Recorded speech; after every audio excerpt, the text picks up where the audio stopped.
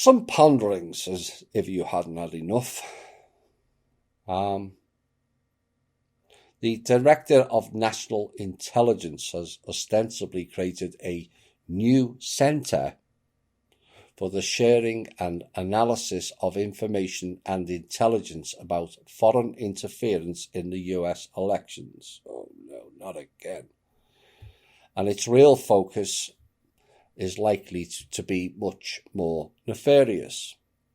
Now, the Office of the Director of National Intelligence announced in a statement on Monday that it was creating a new intelligence centre focused on tracking so-called foreign malign influence. A new intelligence centre to go with the other 17 so-called intelligence agencies. All very new boss, same as the old boss, isn't it? But how many of these agencies do we actually need?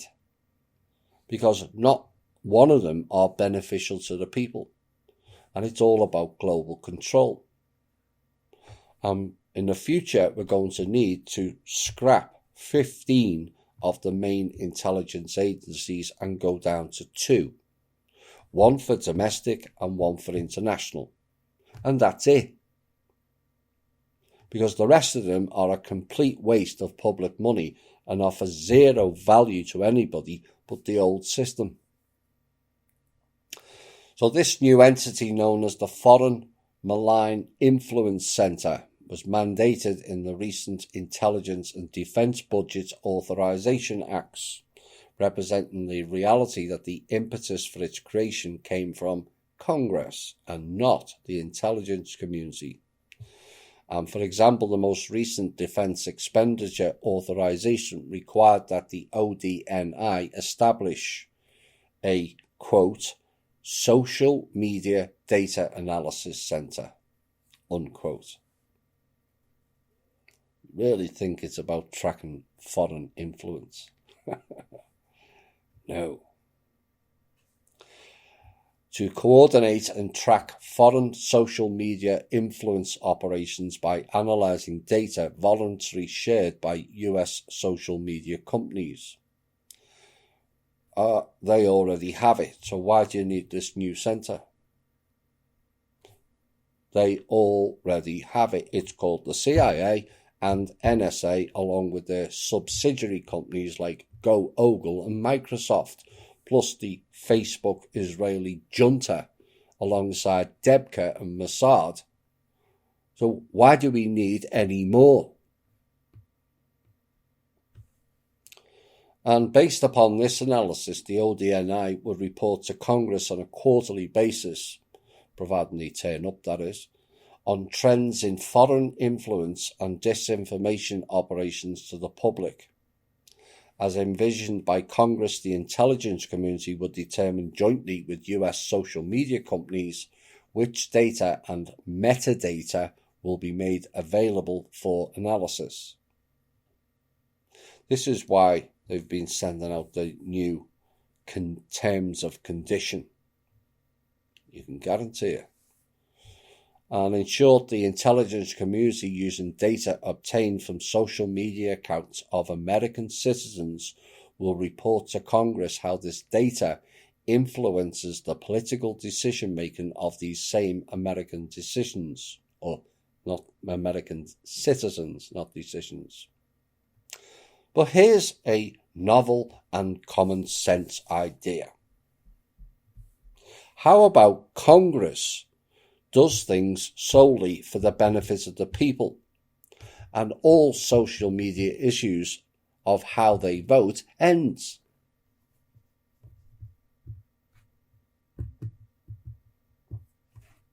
Simple. But if this doesn't make the most ardent defender of the so-called US Constitution, nothing will. And it's not as if the US intelligence community wasn't trending in this direction on its own volition. In fact, they've been doing it for decades. But the straw that broke the camel's back, so to speak, was the publication in March 2021 of an intelligence community assessment entitled Foreign Threats to the US 2020 Presidential Election. And in the document, the US intelligence community assessed that the Russian President Putin authorized and a range of Russian government organizations conducted influence operations aimed at denigrating President Biden's candidacy. I've got to start laughing. The stupidity of these people beggars belief. And the Democratic Party supporting former President Donald Trump, which was undermining public confidence in the electoral process and exacerbating socio-political divisions in the US. And what about the US media exacerbating socio-political divisions? Are they foreign agents? And it's yet again more money wasted because the childlike people at the top are all shit scared of Russia. Does anyone ask why? Here's a novel question. How many times has Russia attacked this country? And to the clowns with your badges of dishonour, the answer is 0. Nil. Nada. Zip. So why is Russia such an issue? And here's another common sense question. How many times has groups attached to the country called America and its NATO goons attacked Russia and their stolen satellite countries like Ukraine, Georgia, Belarus, Latvia, Lithuania? The answer? Multiple times. And all this US intelligence malarkey smacks again of Robert David Steele and his OSS.net company. It was all there in the warnings in the Clowns in Panic show, where he stated that the public would become the intelligence via phones. And ignorant people all thought they would become the whistleblowers. No, you have become an unpaid spy against your own peoples. How smart is that?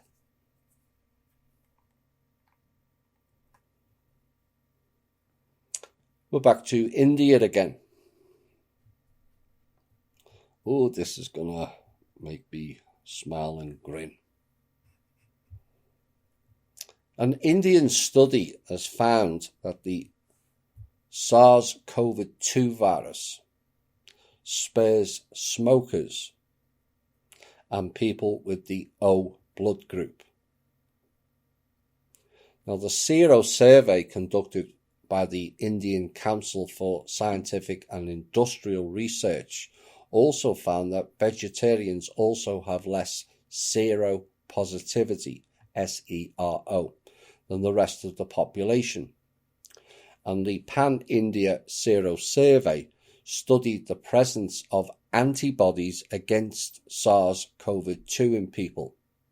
And one of the authors of the study said the paper was recently peer-reviewed. And while smokers and vegetarians had lower seropositivity, those with the blood group O were found to be less vulnerable to the disease. And they said they were unsure what to make of this vegetarian signal in their data.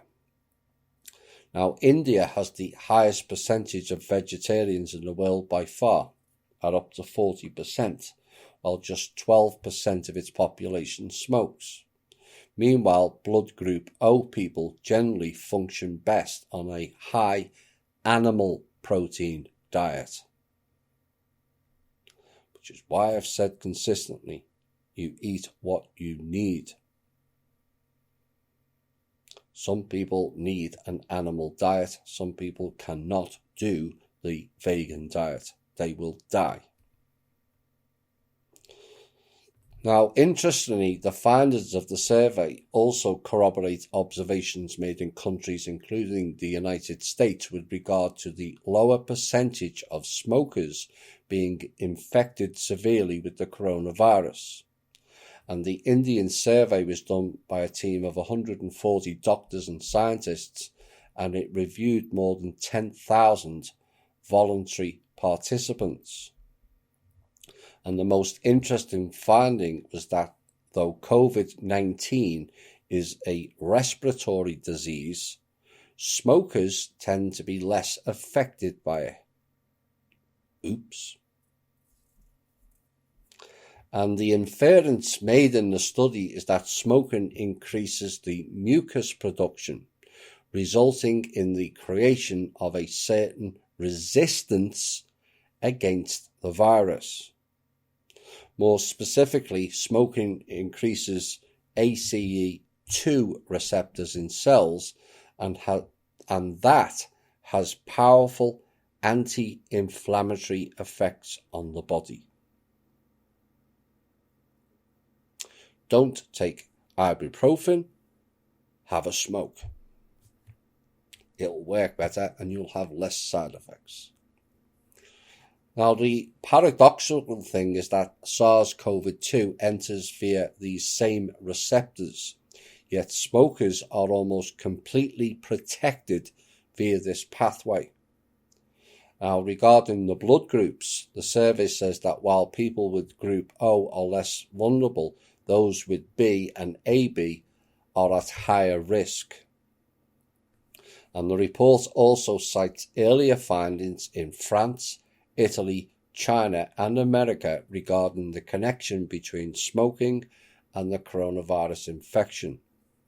And as per a study by the CDC, only 1.3% of survey participants were smokers, while data showed that 14% of Americans were smokers. Another academic paper that looked at various studies in the UK, China, France and America again also found that the ratio of smokers amongst hospitalized patients was far lower than that of the general population. Oops.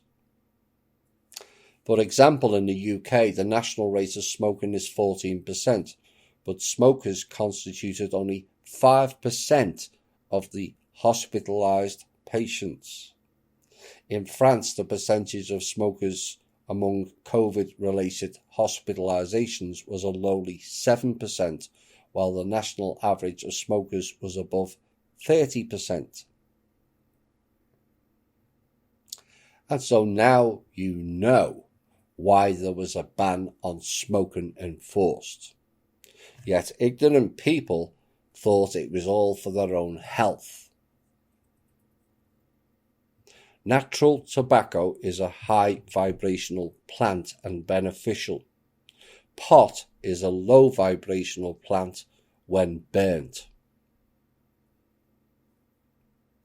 The government in this country made pot and other drugs available in collusion with the CIA whilst banning smoking. What does that tell you? And it has been proven, although kept very quiet, that smoking prevents lung cancer. And now it prevents COVID. And you may also find smokers get less flu and common colds also. Remember, smoking was the first cause of death like COVID is now. Man crashes car and dies, but it was smoking related. Now it's COVID related, according to the jackass experts of which there are none anyway. But if the government was interested in your health, they would have restricted alcohol more. That is far more damaging than smoking or some recreational drugs even, yet it is heavily promoted by the advertising world.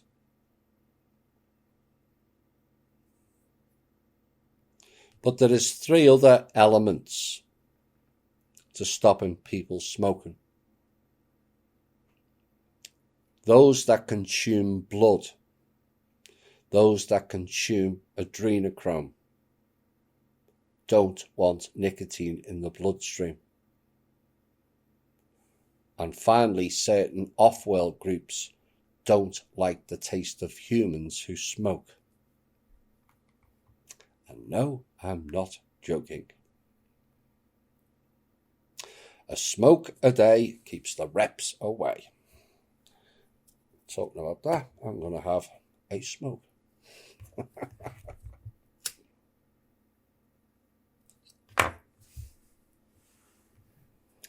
We're off to Israel again. In what is known as the Israeli Jeffrey Epstein, Yehuda Meshai Zahav was rushed to hospital on Thursday after an apparent suicide attempt following reports that he ran an elite child sex trafficking ring. Now, the founder of the Zaka emergency service was rushed from his apartment in the Givat Ze'ev settlement of the Sha'er Zedek Medical Center in nearby Jerusalem. And according to an inside source, Meshai Zahav tried to hang himself. All very Epstein. And the Cannes public broadcaster reported that police investigators found a suicide note at the scene. Addressed to Mossad. Just saying. And the Times of Israel reports his condition was deemed critical by doctors at the hospital, who added that it had stabilized slightly upon arrival. Now, the attempted suicide took place hours before a Channel 12 investigative program, Uvda, was scheduled to air a report revealing additional allegations against Meshai Zahav, and some of which being particularly heinous, according to sources. And on March the 11th, the Haaretz Daily published a report in which Meshai was accused of sexual assault, rape and abuse by 6 people. And the expose said there will likely be many more cases. Now, the allegations against Yehuda Meshai Zahav were made by both men and women, some of whom were minors at the time of the alleged events. And it is said that Meshai took advantage of his status, power and money, and even the organization he heads, to commit sexual assault. And one alleged victim said he forcibly undressed her and raped her after offering financial aid.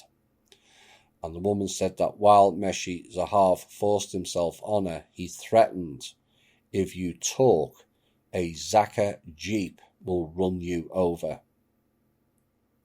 Another said Meshai repeatedly abused him when he was only a teen, only realizing later that he was his escort, a prostitute in the full sense of the word.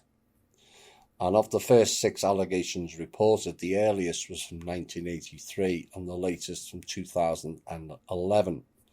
And the report added that many residents of several ultra-Orthodox neighborhoods in Jerusalem knew of Meshai Zahav's actions but didn't say anything or report him to the authorities. They knew. And this is part of the problem, people not speaking up. And I sometimes get criticised for outing painful and traumatic pieces. Yet by outing them, you are not only highlighting them, but it's the beginning of the healing process for the victims. But because these are prominent figures, no one believes them. That's the problem.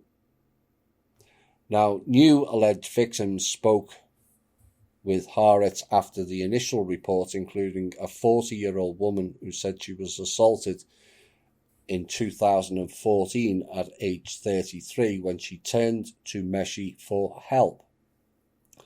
Now, the case is significant because it appears to be within the statute of limitations, although the woman has not yet gone to the police. And the police opened an investigation into the Meshi Zahav in March and have received at least one formal complaint, but do not appear to have evidence within the statute of limitations. But according to the public files, or public court filings, Meshi also set up a private for-profit company called Zaka, which for years raised millions of dollars in the charity's name. There we go again. Yet Zaka is not a charity. It is a government-sponsored group who work with the Israeli police and were also given UN status as an NGO. Now, reports have alleged that he and his family kept some of the money, using it as a slush fund. And Meshi Zahav, who had initially denied the allegations against him, will defend himself by claiming that all sexual relations were consensual. Now, the station, citing unnamed associates of Meshi Zahav, said he will at most say relations were in exchange for money, gifts, or other benefits.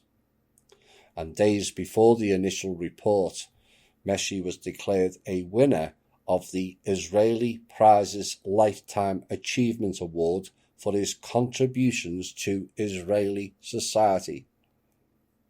They love rewarding the psychopaths, don't they? Like the Nobel Peace Prize, which is not for peace. And the Education Minister, Yoav Gallant, announced that the prestigious prize would go to Meshi Zahav for his decades of work in Zaka. Now, in 2003, he was also the person who lit a torch at Israeli's National Independence Day celebrations. Now, a day after the report, Meshi announced that he was stepping down from his role in Zaka and giving up the Israeli prize. Now, he was a vocal critic of some of the ultra-Orthodox leadership during the pandemic, as some prominent community figures downplayed the virus, including in an October interview with the Times of Israel. All sounds very Epstein to me. And is this a case of throwing out the sacrificial lamb to cover up higher elements within the society? And the use and abuse of sex is a powerful weapon in the Hebrew Anunnaki circles and always has been, which is why they run the vast majority of porn sites. And here is another example. Again, this is something we covered recently and also in the past. The art of sexual blackmail that runs rampant through the corridors of so-called power. But an Israeli rabbi has given his blessing to female agents of the Israel's Foreign Secret Service Mossad who may be required to have sex with the enemy in so-called honeypot missions against terrorists. And Rabbi Ari Shavat ruling appeared in a study, Illicit Sex for the Sake of National Security, which was published by the Tzomet Institute, which studies the interface between religion and modernity.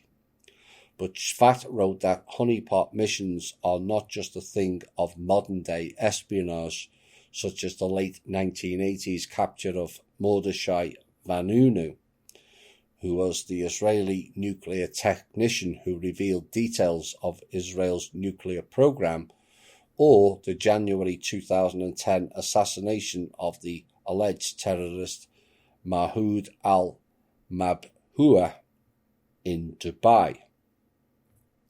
Now, both of those cases involved a Mossad female lure. In fact, honeypot missions are rooted in biblical law. Queen Esther was a honeypot. Well, I never. And Queen Esther, who was Jewish, slept with the Persian king Xerxes around 500 BC, allegedly to save her people. And Yael, the wife of Heva, slept with the enemy chief of staff Sisera to tire him and then cut off his head. He didn't say which one, perhaps it was both, and according to tradition. And there is a catch, however, for married honeypots. And he said if it is necessary to use a married woman, it would be best for her husband to divorce her. After the sex act, he would be entitled to bring her back, Shabbat wrote. How very nice of him. And naturally, a job of that sort could be given to a woman who, in any event, is licentious in her ways. Male agents in Mossad apparently have no limitations on sleeping with the female enemy, as they were not mentioned in the writings. And Shvat's study was praised by the Tzomet director, Rabbi Yisrael Rosen, who added that women employees of the Mossad are probably not going to come and consult with a rabbi before their missions. Cleopatra was another honeypot assassin for the Egyptian and more modern-day Israeli cult as well. The very fact that the Israeli religious community give its approval tells you all you need to know about that cult and their followers.